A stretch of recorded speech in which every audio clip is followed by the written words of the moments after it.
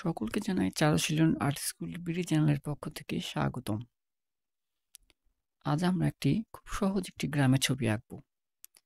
আর এই গ্রামের ছবি আঁকতে প্রথমে আমাদের সামনে গাছটি থাকবে। তো যেহেতু আমার সামনে গাছটি থাকবে, তো সেহেতু আমরা তাল গাছটি আগে এঁকে নিলাম, কারণ তাল গাছের পরে থাকবে একটি ঘর।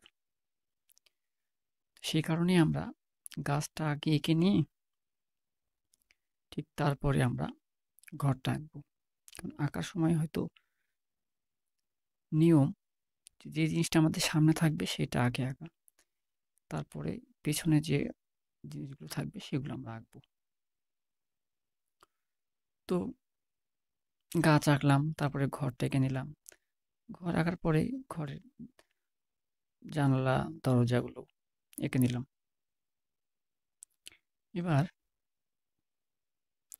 ঘরটা যখন আঁকা হয়ে গেল, ঠিক ঘরের পেছনে আর একটা ঘর আঁকবো। আর এই ঘরটা অবশ্যই যেন সামনের ঘর থেকে সব দিকেই যেন ছোট হয়, উপর নিচ সাইডে সব দিকেই যেন ঘরটা ছোট হয়। ঘরটা হয়ে গেল, এবার আমরা পেছনে একটা গাছ দিলাম।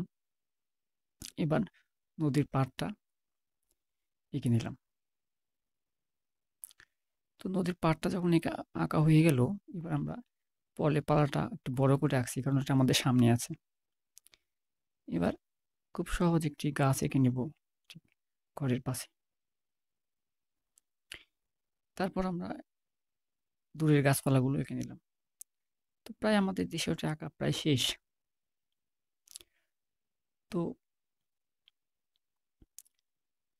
আমাদের চ্যানেলের ভিডিওগুলো যদি আপনাদের ভালো লাগে বা শেখার মতো কিছু থাকে, তাহলে চ্যানেলটা সাবস্ক্রাইব করে আমাদের সাথে থাকুন নতুন নতুন ভিডিও দেখার জন্য।